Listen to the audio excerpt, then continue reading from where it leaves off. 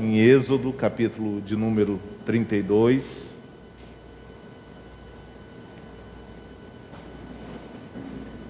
Êxodo.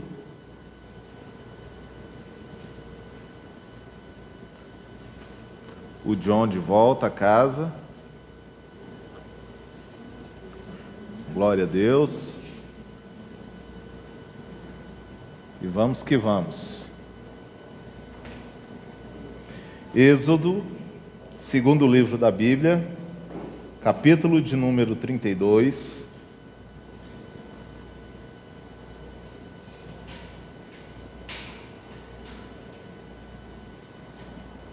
E vamos ler do versículo 1 até o versículo de número 8, que diz assim: O povo, ao ver que Moisés demorava a descer do monte, juntou-se ao redor de Arão e lhe disse: Venham, façam para nós deuses que nos conduzam, pois a esse Moisés, o homem que nos tirou do Egito, não sabemos o que lhe aconteceu. Respondeu-lhes Arão: Tire os brincos de ouro das suas mulheres, dos seus filhos, das suas filhas, e tragam-nos a mim. Todos tiraram os seus brincos de ouro e os levaram a Arão. E ele os recebeu e os fundiu, transformando tudo num ídolo que modelou com uma ferramenta própria, dando-lhe a forma de um bezerro. Então disseram: Eis aí os seus deuses, que tiraram vocês do Egito.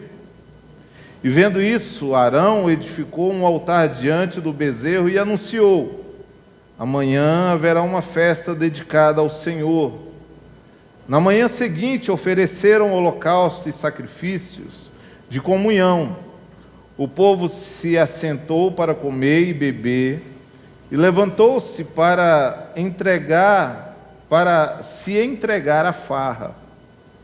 Então o Senhor disse a Moisés: Desça, porque o seu povo que você tirou do Egito corrompeu-se. Muito depressa se desviaram daquilo que ordenei e fizeram um ídolo em forma de bezerro. Curvaram-se diante dele, ofereceram-lhe sacrifícios e disseram: Eis aí, ó Israel, os seus deuses, que tiraram vocês do Egito. Amém? Até aí, vamos orar? Senhor, nós queremos te agradecer nesta noite, te bendizer pela tua palavra. Obrigado, meu Deus, porque neste momento é momento que o Senhor fala aos nossos corações, é momento que o Senhor descortina os nossos olhos para as Escrituras Sagradas, aonde nós temos o entendimento, aonde nós temos o conhecimento da pessoa de Jesus Cristo, da pessoa do Senhor em nossas vidas. Fala a cada coração aqui nessa noite, que nós saiamos daqui hoje diferentes, saiamos daqui hoje cheios do Teu Espírito, cheios da Tua glória, cheios do Teu poder, que a Tua igreja nessa noite entenda, ó Deus, e pratique, e ponha em prática tudo aquilo que for falado, e ó Deus, e que nós possamos, dia por dia, conhecer, prosseguir em conhecer ao Senhor, e aplicar o conhecimento do Senhor em nossas vidas, para a glória do nome de Jesus. É o que eu te peço nesta noite. Amém e amém. Queridos, é um texto bastante conhecido, que é um texto onde nós vemos o povo de Israel, após sair do Egito e de tudo que aconteceu na saída desse povo do Egito, e de todas as maravilhas que Deus operou. Eu creio que todos nós, se não lemos, já assistimos algum filme, alguma coisa relacionada ao povo, à saída do povo de Israel do Egito. Mas o fato é de que esse povo, quando sai do Egito, escravos, praticamente sai um povo que havia tomado para si os costumes do povo egípcio. Porque quando Jacó chega com sua família, José era o governador ali do Egito, e ele traz a sua família, os seus irmãos, que ainda não eram um povo, né? Eles ainda eram um pequeno grupo de pessoas, e eles são trazidos por causa da fome, e também porque agora José, governador, e José queria trazer os seus parentes para perto de si. Então agora Israel e seus filhos são trazidos para o Egito. E nós sabemos que todo estrangeiro, quando chega em uma terra estranha, esse estrangeiro, ele passa a fazer as coisas que aquele povo faz. Que os estrangeiros, geralmente, eles assimilam os costumes, a forma de falar.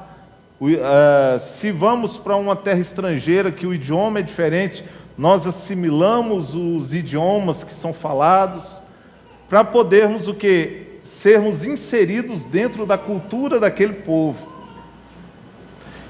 E Israel, quando começa a crescer e se multiplicar e se torna um grande povo dentro do Egito, eles também estavam muito tempo sem ter contato com o Deus de Israel.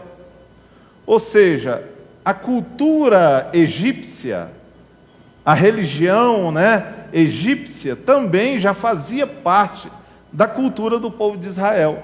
Tanto é que, quando nós lemos Gênesis capítulo 1, que também é escrito por Moisés, o primeiro livro da Bíblia, e nós vemos Moisés pontuando a criação, dizendo: e disse Deus, haja luz, e disse Deus, haja firmamentos, e haja planta, e haja animais, e haja, e Deus, e Moisés vai pontuando isso na sua narrativa da criação, que Deus vai falando, e haja, é justamente para implantar e colocar no coração do povo de Israel, e tirar do coração do povo de Israel toda aquela cultura pagã que eles haviam absorvido no Egito. Então, no Egito havia o Deus do sol, o Deus da lua, o Deus do céu, o Deus do ar, o Deus das plantas, o Deus do sol. Haviam vários deuses, a mitologia egípcia. Existe um Deus para cada elemento que existe na terra. Então, Israel não ficou indiferente, o povo ficou escravo durante quantos anos? Quem sabe? E 60, 430, aliás, 430 anos, né? Nós falamos 400, mas Israel ficou 430 anos no Egito. E desses 430 anos, aquelas crianças que iam nascendo ali, elas iam nascendo debaixo da cultura egípcia. E quando o povo sai, quando Moisés é usado por Deus para tirar o povo do Egito e para prestar culto ao Senhor, para levar aquele povo para a sua terra que Deus havia prometido, aquele povo saiu cheio de idolatria no coração. Aquele povo, ele precisava ser purificado, precisava ser transformado, precisava novamente ter acesso ao Deus deles, o Deus verdadeiro, o Deus que criou todas as coisas. E então Moisés começa a buscar e a trabalhar o coração daquele povo, já nas narrativas do Gênesis. Olha, existe um Deus só, que criou todas as coisas. Um Deus só para todas as coisas. O nosso Deus é um único Deus. Ele não é vários deuses, ele não se fragmentou em vários deuses, ele é um só Deus. E o povo então vê todos os milagres e maravilhas que foram feitas no Egito, antes da sua saída, com as pragas, depois da saída, com a coluna de fogo os protegendo, com a nuvem que os protegia do calor, e depois com o dos maiores milagres, que foi a travessia do Mar Vermelho, aonde Deus abre o mar, quando vinha o exército de Faraó e não havia saída, Deus parte o mar no meio, e aquele povo, a Bíblia diz que aquele povo passa a pé enxuto, a pé seco, não melou os pés, e Deus então mata o exército de Faraó ali, e Israel então agora é um povo livre para cultuar a Deus, um povo livre para buscar ao Senhor, um povo livre para adorar ao único Deus que os tinha tirado do Egito. Amém? O título da mensagem de hoje é o Deus imaculado. Porque nos dias em que nós estamos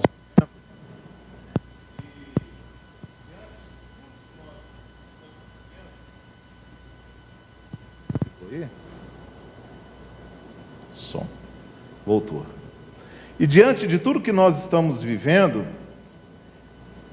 e debaixo dessa cultura evangélica que nós estamos vivendo, nós, os evangélicos, estamos criando cada um Deus para si.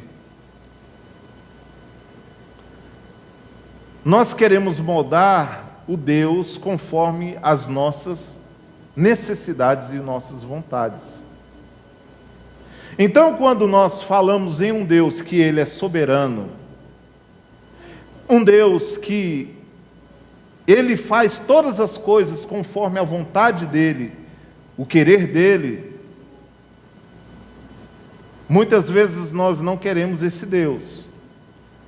Por quê? Porque para aceitar um Deus que é soberano, que governa todas as coisas, inclusive a sua vida, nós temos que aceitar que esse Deus que é soberano, Ele usa situações na sua vida para te mostrar que Ele é Deus, inclusive as coisas más. Pastor, então Deus é o autor do mal? Não, Deus não é o autor do mal. Mas Deus usa o mal com o propósito de abençoar o seu povo. Dá para entender isso? Que Deus usa as coisas ruins, muitas vezes, para abençoar o seu povo. Só que quando nós falamos isso, nós caímos naquela esparrela que tem sido pregado por aí, que Deus é um Deus só de amor. Deus é um Deus... Irmãos, a maioria dos pregadores de hoje, eles falam apenas de um Deus de amor. Deus é amor, você não pode julgar. Viu? Pega o texto de Mateus capítulo 7, não julgueis para que não sejais julgados. Olha, você não pode falar isso para mim, porque você está me julgando. Por quê? Porque não, o único que tem direito de julgar é Deus. E aí eu te pergunto, será que isso não te põe medo? Se é Deus que pode te julgar, isso não estremece as suas pernas? Não faz você tremer nas bases? Então nós, hoje, Igreja Evangélica do século XXI, temos moldado por causa da secularização. O que é o secularismo? Cada um tem uma verdade. Talvez a verdade do Luiz Felipe, para mim, não é uma verdade. Da Lorena não é uma verdade para o Luiz Felipe, nem para ela. Só que nós esquecemos que as Escrituras Sagradas, ela é a verdade suprema. Não existe variação nas Escrituras. Que a Bíblia, ela é uma verdade que ninguém pode questionar. Talvez o ateu vai questionar, talvez o mundo vai questionar, mas nós que dizemos servir a Deus, nós não podemos questionar que a palavra de Deus é a verdade absoluta. E que tudo que ela fala para nós, e tudo que ela mostra para nós, é para nos guiar em caminhos bons. Mesmo que no percurso desse caminho, no percurso dessa nossa vida, nós passamos por momentos de muitas dificuldades. Então, nessa secularização de que cada um tem uma verdade, nós temos montado e fabricado um Deus. As pessoas têm fabricado deuses. Tem muita igreja aí, irmão, que o Jesus que eles clamam não é o Jesus da Bíblia. Eles chamam de Jesus, mas não é Jesus. Eles falam que é Jesus, mas não é Jesus. Porque o Jesus da Bíblia é o Jesus que nos amou, que se entregou por nós no Calvário e demonstrou o seu grande amor. Mas o Jesus da Bíblia também, a Bíblia vai dizer que ele é fogo consumidor. Que ele é o Deus que vai condenar o ímpio ao inferno. Que o Jesus que nós conhecemos é o Jesus que vai levar o seu povo para os céus. Amém? Quem está esperando isso aí? Eu estou esperando. É o Jesus que vai nos levar para o céu, mas também é o mesmo Jesus que vai estar presente no inferno, exercendo juízo sobre a vida do ímpio. Porque a gente, no meio cristão, tem uma fala assim, que o inferno é a ausência de Deus. Não, o inferno não é a ausência de Deus. Porque o inferno, Deus estará no inferno, julgando e condenando os condenados. Dá para entender isso? Pastor, mas a Bíblia diz isso? Lê Apocalipse. Deus é o Deus que vai estar presente no inferno. Se o inferno vai ser inferno, é porque Deus vai estar lá, exercendo o juízo dele sobre todos aqueles que não estiverem inscritos no livro da vida. E todos aqueles que não buscaram a Deus. Então, no nosso meio, nós estamos criando um Deus imaginário. Já viu a criança quando ela é do tamanho do Levi aqui, é um pouquinho maior, o Levi vai chegar aí aos 3, 4, do tamanho do Miguelzinho. Eu lembro que o Júlio César, a Ana Júlia, eles tinham um amigo imaginário. A Ana Júlia brincava sozinha. Minha filha, você está brincando com quem? Não, com o meu amigo. Que amigo? Um amigo, pai. Um amigo imaginário. Né? Aí, então, aquele amigo imaginário, eles na mente deles, eles moldam um amigo como eles querem que seja. Né? Pode ser uma criatura ou pode ser uma criança que vai atender o quê? As necessidades daquele momento de brincadeira deles. Né? Tem algumas igrejas que ficam falando aí, não, isso é demônio. Que não é demônio não, é criança tem mente fértil, criança tem um monte de bolinha colorida na cabeça, sabia? Criança tem muitos neurônios borbulhando, aproximadamente 80 bilhões de neurônios borbulhando, procurando alguma coisa, procurando conhecimento, absorvendo coisas para conhecimento, para ela crescer. Então a criança, ela imagina um amigo imaginário e ela brinca com aquele amigo imaginário. Os crentes hoje, eles estão imaginando um Jesus que não existe. Um Jesus que vai satisfazer as suas vontades, os seus desejos. Um Jesus que nós não oramos para Ele, dizendo a Ele, Senhor, faça a Tua vontade, não a minha. Nós estamos procurando um Jesus que não existe na Bíblia.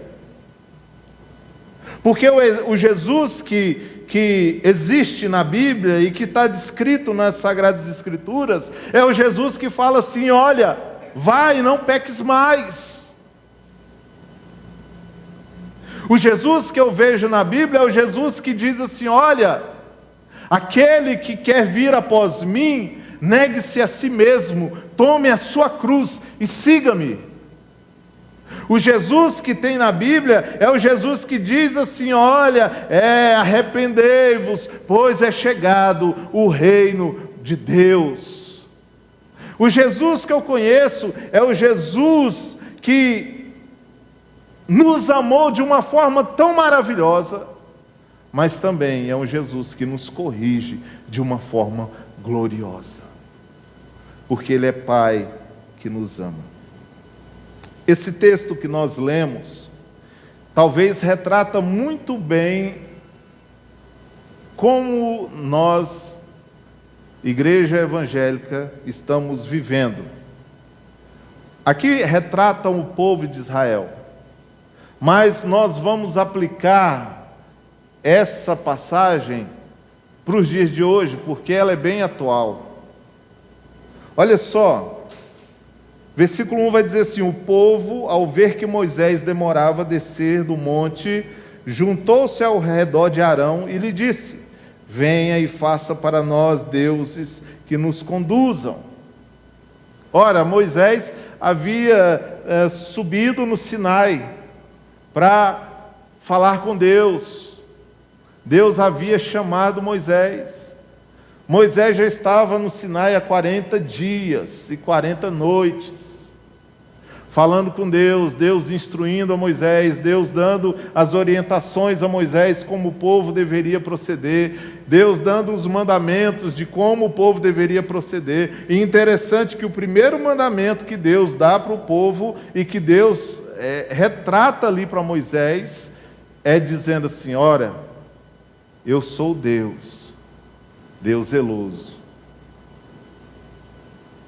não terá outros deuses diante de mim. Eu sou Deus ciumento, eu sou Deus que quero exclusividade na adoração, eu sou Deus que não divido a minha glória com ninguém, eu sou Deus que requer do seu povo exclusividade.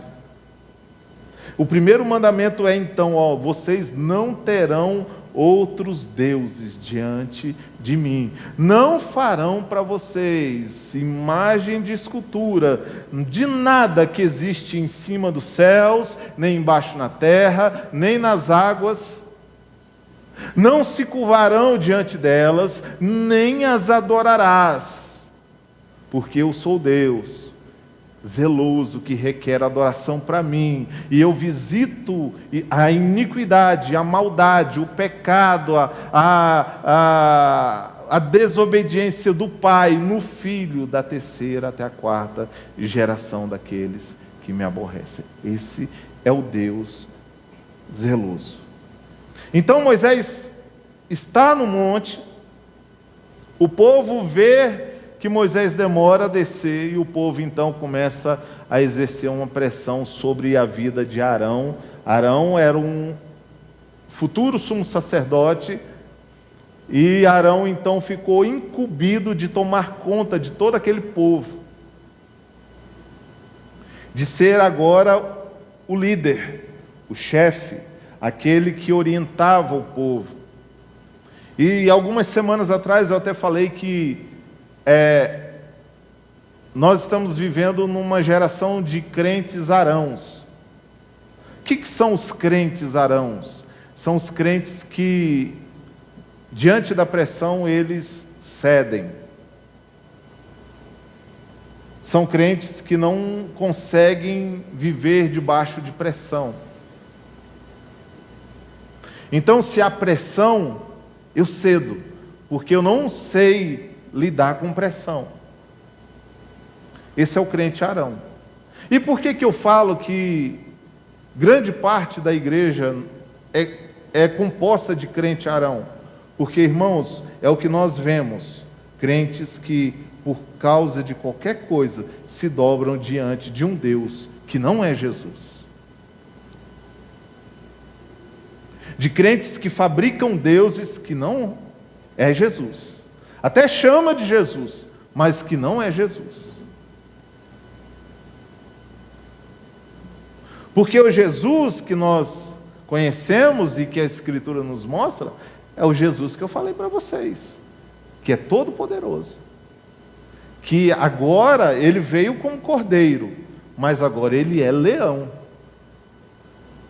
Que ele veio como servo, mas agora ele é Deus acima de todas as coisas, e bendito acima de todas as coisas, e agora quando ele vier, ele virá para exercer juízo. O tempo da salvação é hoje, a porta está aberta hoje, mas quando ele vier, além de ele fechar a porta, porque vai recolher os seus, ele ainda vai exercer juízo sobre aqueles que não atravessaram a porta estreita. Porque nós estamos, queridos, nós, igreja, nós estamos caminhando para uma porta larga. A igreja, ela está querendo reformar a porta.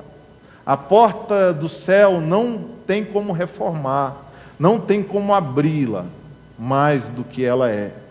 Ela é estreita, o caminho é estreito, a porta é estreita, e quando passarmos por essa porta, e quando estivermos andando neste caminho, nós vamos sentir as dificuldades de andar neste caminho. Porque o Evangelho não é um Evangelho, o Evangelho, irmão, não é um Evangelho fácil de caminhar nele. Por isso que Jesus diz que é caminho estreito. Não é fácil de ser cristão. Não é fácil ser cristão. Esses camaradinhos aí que ficam falando para você que você é o super saiyajin e que você é mais que precioso, esquece isso. Você é precioso sim para Deus, porém, nós temos que ter consciência de quem é esse Deus. E eu pergunto para você, você tem consciência de quem é Jesus? De quem é esse Deus? Se talvez no seu coração aqui, agora, neste momento, você está precisando quebrar os ídolos que habitam o seu coração, hoje é a noite de fazer isso. Hoje é a noite de quebrar isso. Eu não sei, talvez alguém aqui tenha algo que é acima de Deus na sua vida. Eu quero te dizer que hoje é o momento de você se arrepender e dizer: Senhor, eu quero que o Senhor seja aquele que reina em minha vida. Hoje é a noite para isso. De você entender que o Deus que nós servimos é um Deus de amor, mas é um Deus terrível. É um Deus de fogo. É um Deus de juízo. Então o povo, ao ver que Moisés demora a descer, exerce pressão em cima de Arão. Olha, Arão, Moisés está demorando. Olha, Arão, esse Moisés está morto. Não é possível que um homem consiga ficar em cima de um monte, e de tudo que nós estamos vendo aqui, o monte fumegando, fogo se espalhando por cima, né? o monte entrando em erupção. Não é possível que esse homem, 40 dias que ele está lá, 40 noites que ele está lá, não é possível que esse homem ainda esteja vivo. Não é possível que Deus esteja conosco, porque nós não temos visto nada da parte de Deus. Olha só. Eles viram tudo acontecendo no deserto, e agora 40 dias se passam, que Moisés sobe no monte. Eles então começam a questionar se Deus estava ali ou não.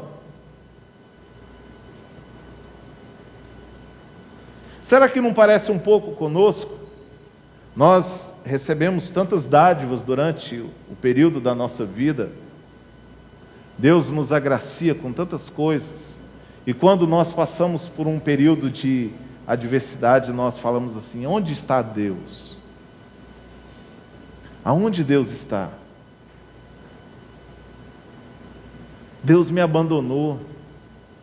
Não é possível que eu esteja passando por tanta dificuldade, por tantos problemas, e Deus ainda esteja comigo. Será que só eu fiz isso ou alguém mais aqui já fez isso? Quando as coisas parecem estar escuras em nossa volta, quando nós estamos andando no vale da sombra da morte, e nós falamos assim: aonde está Deus? Porque é fácil hoje, nós olhamos para um texto, olhamos para toda a história de Israel, nós falamos assim: esse povo é louco. Só que aqui eles não tinham ainda Bíblia. Eles estavam vivendo o dia a dia ali, tudo que a história estava acontecendo ali. Então hoje nós olharmos para eles e falar assim: não, esse povo é louco. Eles viram o maná, eles viram o mar se abrir, então eles ainda viraram as costas para Deus. E quantas vezes nós viramos as costas para Deus? Quantas vezes o seu coração se endurece para aquilo que o Espírito Santo fala a você? Quantas vezes você desobedeceu a Deus? Irmãos, quando eu falo desobedecer a Deus, não é desobedecer o pastor. Pastor não é dono da igreja. Amém? Pastor não é dono de ovelha. A igreja tem um dono. A igreja tem um dono chamado Jesus Cristo. As ovelhas têm um pastor supremo. E esse pastor supremo chama-se Jesus Cristo. Eu sou só um servo. Só um servo.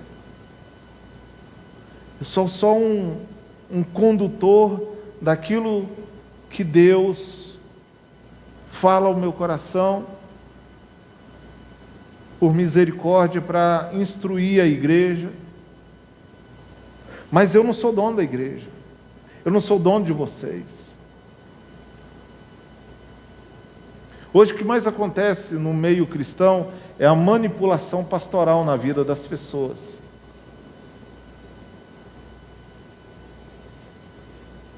E muitas vezes o pastor também, ele é manipulado.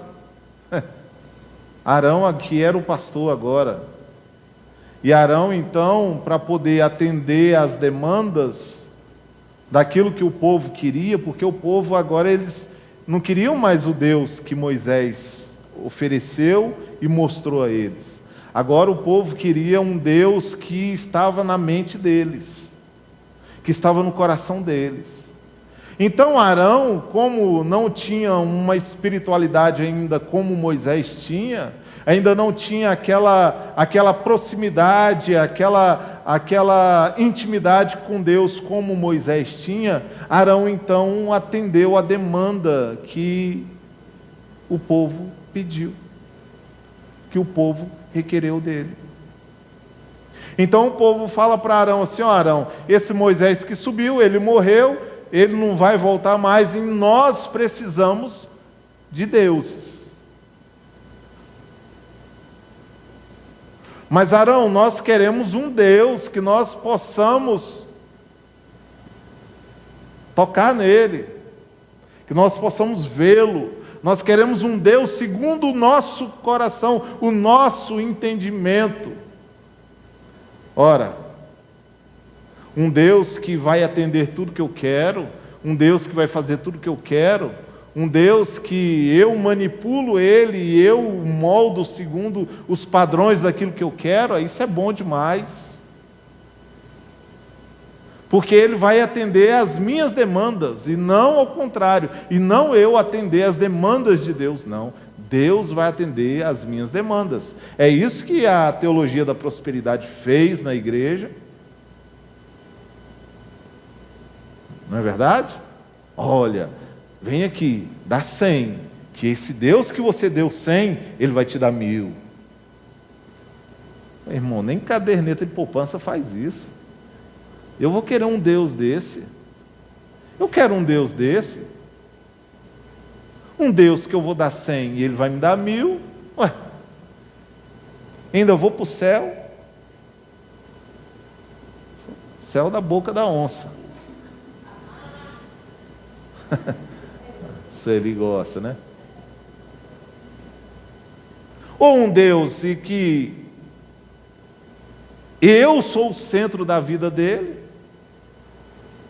Essa semana minha filha, na sala de aula, uma professora crente, olha, eu vou explicar para vocês como que os crentes estão hoje.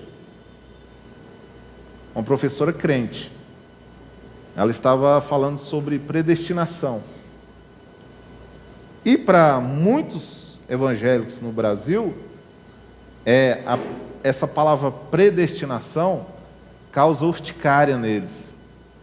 Só que, se você não crê na predestinação, que Deus já tem os seus eleitos, os seus escolhidos, se você não crê nisso, pode pegar a Bíblia e rasgar. Porque Deus vai mostrando isso em todas as Escrituras, e quando você chega no Novo Testamento, você vai ver que Paulo vai falar sobre predestinação, em Romanos capítulo 8, 9, 10 e 11, que ele vai falar sobre predestinação em Efésios, capítulo 2 e 3, e no capítulo 1 ele vai falar sobre eleição. Então, nós vamos ver na Bíblia, fala sobre predestinação o tempo inteiro. E aí, a ideia da igreja no Brasil é o quê? Que o homem, nós temos o quê? O livre-arbítrio. Só que, irmãos, livre-arbítrio não existe. Não existe essa palavra livre-arbítrio na Bíblia.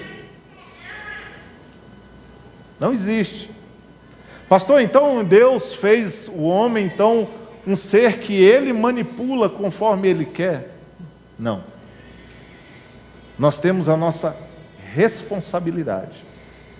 Nós temos algo que chama-se livre agência. Ou seja, você tem liberdade de escolher com quem você vai casar. Você tem a liberdade de escolher a cor da roupa que você quer vestir. Você quer uma roupa vermelha, preta, branca, azul. Você tem a sua liberdade de escolha. Mas em âmbito espiritual, não é você que escolhe a Deus, é Deus que te escolhe. Pastor, como assim? É Deus que me escolhe, é Deus que te escolhe. Quem escolheu Noé? Foi ele? Foi ele que escolheu Deus? Foi Deus que olhou do céu, viu que o mundo estava arrebentado, olhou um justo. Quem era o justo? Noé. Deus falou assim: eu vou escolher esse homem para construir uma arca, eu vou destruir tudo, e esse homem será um escolhido meu para poder perpetuar a humanidade. Depois vem Abraão. Quem escolheu? Foi Abraão que escolheu a Deus, ou foi Deus que foi lá chamar Abraão? Capítulo 12 de Gênesis. Deus vai lá e chama Abraão, tira Abraão do meio da sua terra, da sua parentela. Ele não levou toda a família de Abraão, ele levou só Abraão. Nós vemos em toda a Escritura Deus escolhendo homens. Deus escolheu Davi. Foi ou não foi? Deus escolhe os homens de Deus. Em toda a palavra de Deus nós vamos ver Deus escolhendo. E no Novo Testamento nós vamos ver Jesus escolhendo os seus discípulos. Ou foi os discípulos que foi lá, a gente veio aqui para andar com o Senhor. Foi assim que aconteceu? Foi Jesus que escolheu cada um, a dedo, até o traidor.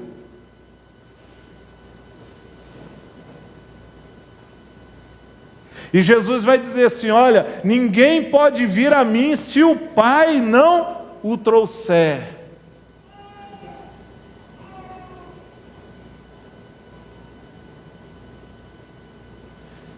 Então, irmãos, nessa sociedade que nós vivemos, a teologia ela foi influenciada pelo humanismo. Foi influenciada pela psicologia. Então, no final do século XVI, começo do século XVII, cria-se então a doutrina do livre-arbítrio, criada por um cidadão chamado Armínio, Jacob Armínio. E esse Jacob Armínio, ele queria difundir essa doutrina dentro da igreja. E ele foi levado a um concílio, chamado, quem sabe? Concílio de Dort. Foi levado para um concílio chamado Concílio de Dort, aonde ele levou as ideias dele, de que o homem escolhia Deus, de que nós tínhamos livre arbítrio para escolher a Deus ou não, que o homem, que Deus, que o homem faz a parte dele na salvação e Deus faz a dele, e não é assim. E aí o que aconteceu? Aquele concílio, a igreja já estabelecida, a igreja reformada, a igreja vai então, rejeita os ensinamentos de Jacob Armínio, chama ele de herege, e ele é afastado então do convívio ali da igreja. Então, só que o que acontece? Os ensinos dele veio ao longo dos anos, e hoje a igreja no Brasil é influenciada grandemente pelo Jacob Armínio.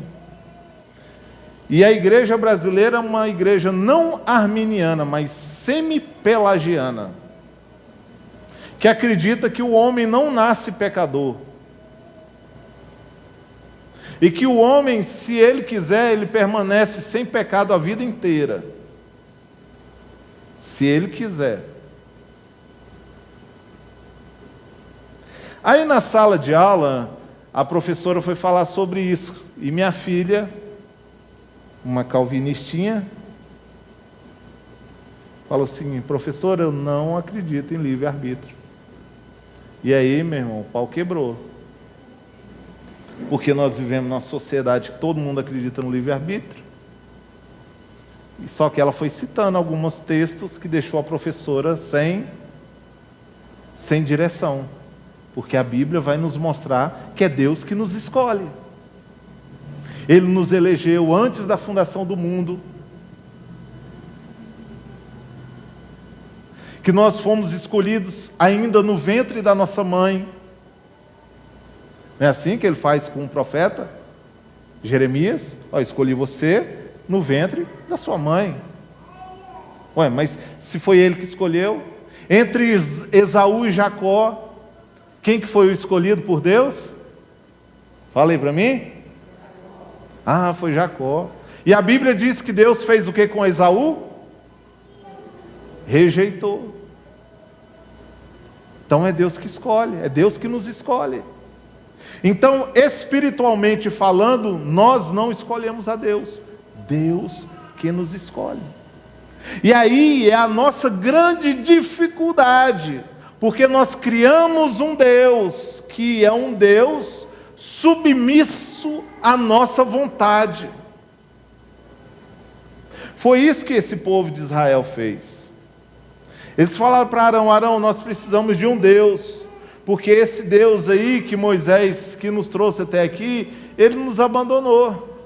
Então nós precisamos de deuses moldados pela nossa mente carnal e que vai atender as nossas vontades, que vai atender os nossos desejos. E Arão então mandou eles fazer o quê? Tira o colar das suas mulheres, os brincos dos seus filhos, das suas filhas, tragam a mim. E aí todos tiraram seus brincos. No versículo 3 vai dizer que eles trouxeram a Arão, ele os recebeu e fundiu, transformando tudo num ídolo, que modelou com uma ferramenta própria.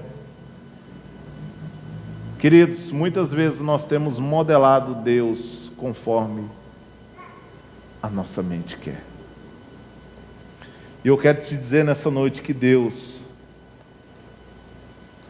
não é um Deus modelado pela nossa mente. Deus é soberano. Deus é o Deus que fez todas as coisas, que comanda todas as coisas.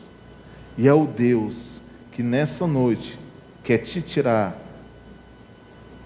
da vida de pecado e levar você para a morada eterna dele. Amém? O nosso Deus é um Deus que quer mostrar e se revelar a você.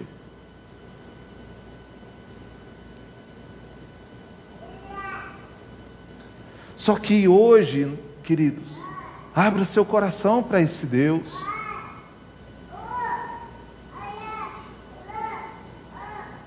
Esqueça esse Deus. Esse Deus. Irmãos, tem hora que eu vejo uns pregadores falando de Deus que parece que Deus é com perdão da palavra, parece que Deus é um imbecil. Não é? Que o Espírito Santo é qualquer coisa. Assim, ó. Se referem a Deus como se Deus fosse algo espúrio.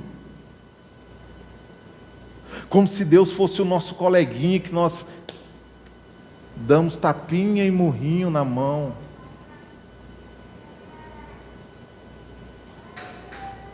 Fazem piadinha com as escrituras. E aí, sabe o que acontece? Nós aplaudimos.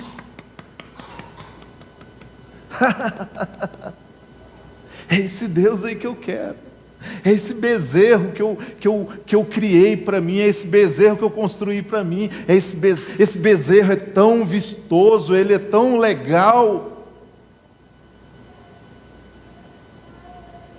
Esse Deus que eu construí na minha mente, ele é tão satisfatório. Esse Deus que eu construí para mim, é um Deus que não vai deixar eu passar dificuldade. Esse Deus que eu construí para mim é um Deus que vai me prosperar, que vai me dar carro novo, vai me dar casa nova. Esse Deus que eu construí para mim, oh, que Deus bom! Ele não vai deixar eu ficar doente, porque Ele levou todas as minhas enfermidades na cruz. Esse Deus, não, se o meu filho ficar doente, eu vou orar e Deus vai curar ele. Se minha mulher, meu esposo ficar doente, eu vou orar e esse Deus vai curar ele. Porque esse Deus, Ele tem que fazer isso, porque eu quero que Ele faça isso. E aí nós nos transformamos em crianças birrentas, porque nós criamos um Deus segundo o nosso pensamento. Um Deus que satisfaz as nossas vontades. Irmãos, nós estamos diante de um Deus que governa todas as coisas. Você tem noção disso? De que esse Deus da Bíblia é um Deus que governa todas as coisas. É um Deus que a Bíblia diz que não cai um cabelo da sua cabeça sem que Ele autorize. Ele é um Deus soberano que quando o Satanás quis fazer mal a Jó, e Satanás chega diante de quem? De Deus, fala assim, olha, deixa eu tocar nas finanças dele, deixa eu tocar nos bens dele, para ver se ele não vai murmurar, se ele não vai zombar do Senhor. E quando eu disse que Deus usa o mal para nos abençoar, olha só, Deus autoriza Satanás tocar em Jó. Jó perde tudo, doença, vem sobre o físico dele, perde filhos, perde tudo, fica só a esposa.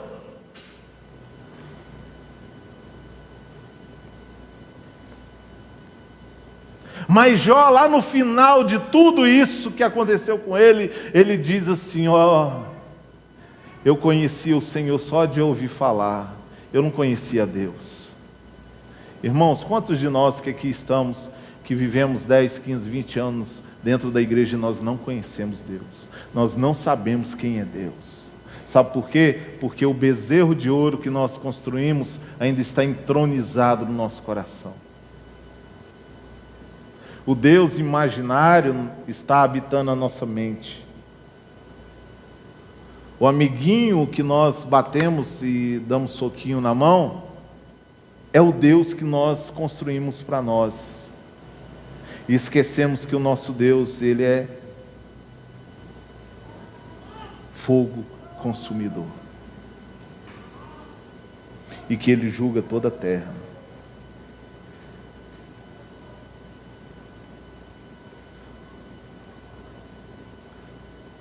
Versículo de número 5.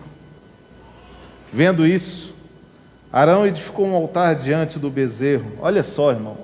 Arão edificou um altar diante do bezerro e anunciou: amanhã haverá uma festa dedicada a quem? Como é que está aí na sua Bíblia? Amanhã haverá uma festa dedicada a... Esse Senhor aí está com letra maiúscula ou minúscula? O S. Maiúscula, né? Olha aonde chegou o nível do que estava acontecendo ali naquele momento. Arão chamou o bezerro de Yahvé.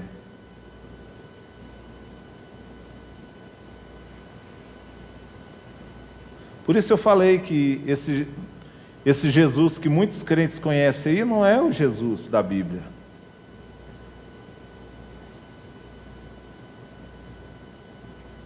O Jesus da Bíblia não barganha, não negocia com ninguém.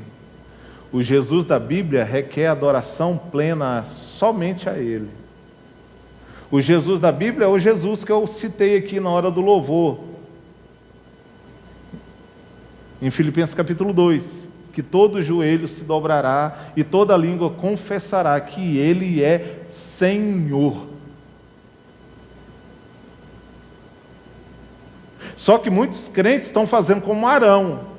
Eles constroem, além de construir um altar, ainda chama o Deus que eles construíram na sua mente de Senhor.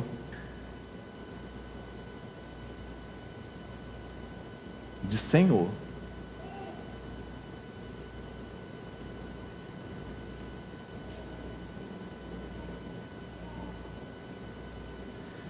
Versículo 6. Na manhã seguinte ofereceram holocausto e sacrifício de comunhão. O povo se assentou para comer e beber, levantou-se para se entregar à farra. Não. Sabe o que está acontecendo no dia de hoje? O crente enche o caneco de cerveja e diz que não tem problema nenhum mais, porque Jesus é um Jesus de amor. Jesus é um Deus de amor, Ele vai me perdoar.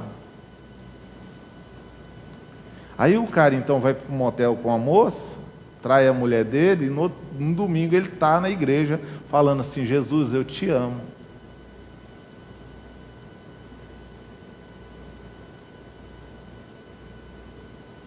E vice-versa, viu? Tem mulher também que... misericórdia. A gente vê as irmãs hoje na internet, eu excluí tanta gente de mulher das minhas redes sociais, porque, irmãs, tenha dó. Estou falando aqui, graças a Deus, aqui na igreja as irmãs são bem comportadas. Louvado seja o nome do Senhor.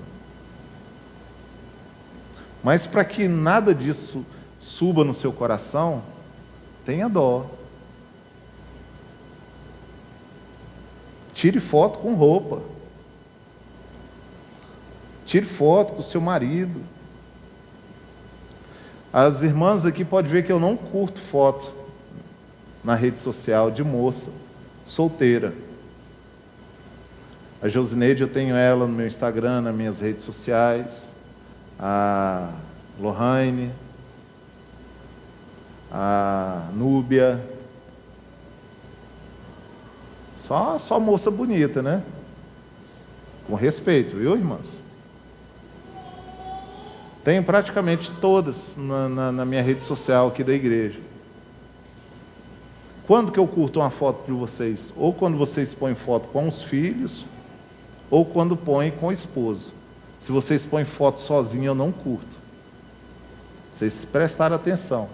E não é só com vocês, é com todas as mulheres que tem nas minhas redes sociais. Por que isso? Zelo, cuidado com a minha imagem, com a minha esposa, respeito pela minha esposa, respeito pelo seu marido, pelo seu esposo, respeito por você. Mas a gente vê o quê? É os rapazes curtindo as fotos das moças, ainda põe coraçãozinho, beijinho. Toma cuidado. Toma cuidado. Talvez o marido da irmã não vai gostar. Toma cuidado. Aí nós achamos tudo isso normal, sabe por quê? Porque o Deus que nós servimos é um Deus light. É um Deus de amor. Como eu disse, os pregadores fofinhos aí que nós conhecemos da internet, só fala assim: olha, nosso Deus é um Deus de amor.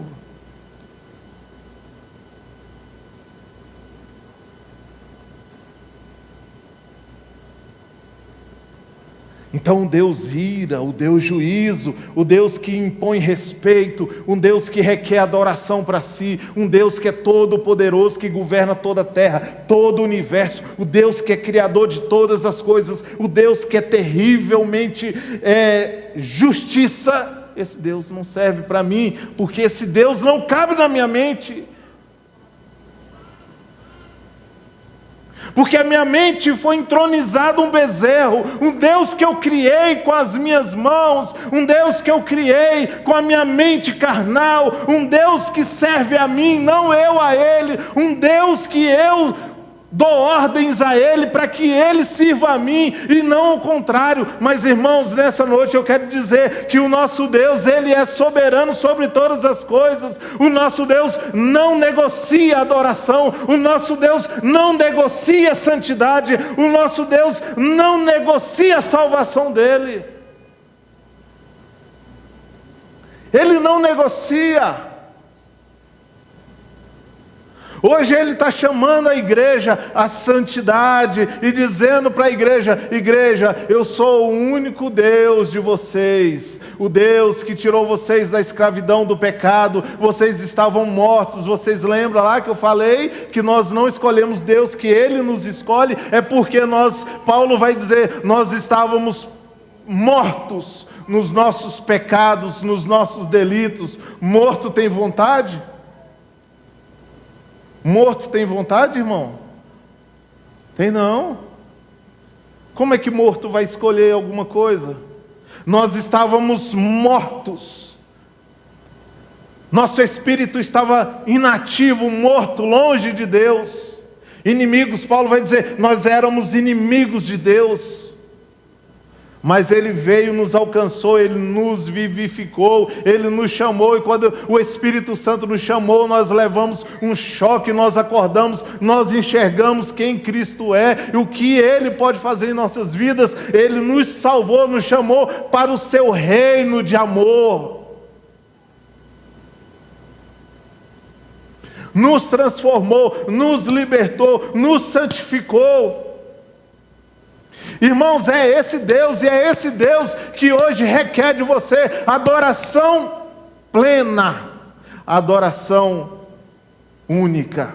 É esse Deus que requer de vocês, que vocês sejam dele integralmente, que os bezerros de ouro sejam tirados hoje do nosso coração, que os altares que não são os altares do Senhor sejam quebrados hoje do seu coração, e que se erga o altar do Senhor Jeová, Javé, o Deus onipotente, se erga no seu coração.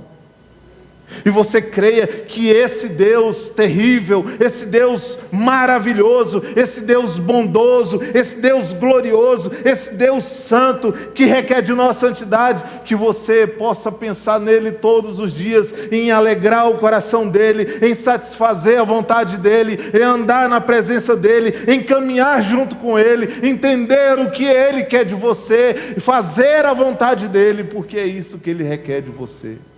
Faça a vontade dele. E que aquela oração que é contida ali na oração modelo de Jesus, quando ele ensina os seus discípulos a orar, seja feita a tua vontade. Que hoje essa oração que saia do nosso coração de forma verdadeira. Senhor, faça a tua vontade. Se eu passar por dificuldade, Senhor, glória a Deus, mas faz a tua vontade. Se eu estiver passando por um momento mais legal da minha vida, mais financeiramente mais punjante, Deus, que eu me alegre no Senhor, em saber que foi o Senhor que me deu todas as coisas. Senhor, mas se também eu estou passando por um momento onde os meus filhos, o meu marido, a minha esposa, o meu trabalho, as coisas estão tão ruins, Senhor, que eu aprenda a glorificar o Senhor, porque eu sei que o Senhor cuida de mim. É esse o entendimento desse Deus que nós temos que ter. É esse o entendimento de Deus que nós temos que ter. Que Ele é soberano sobre todas as coisas. Amém? Que Ele é soberano, como vai dizer lá em Filipenses. Ele é soberano sobre todas as coisas. Que nessa noite você saia daqui com o seu coração longe do falso Jesus, longe do falso Deus e perto do verdadeiro Deus. Longe do bezerro que Arão construiu e perto do Deus que Moisés conversava todos os dias. Longe do Jesus coleguinha e perto do Jesus Salvador. Que nessa noite você saia daqui com esse entendimento e que nós possamos, como igreja, entronizar o Deus que é grandioso, o Deus que é o nosso Salvador. Amém? Eu queria convidar você a ficar de pé.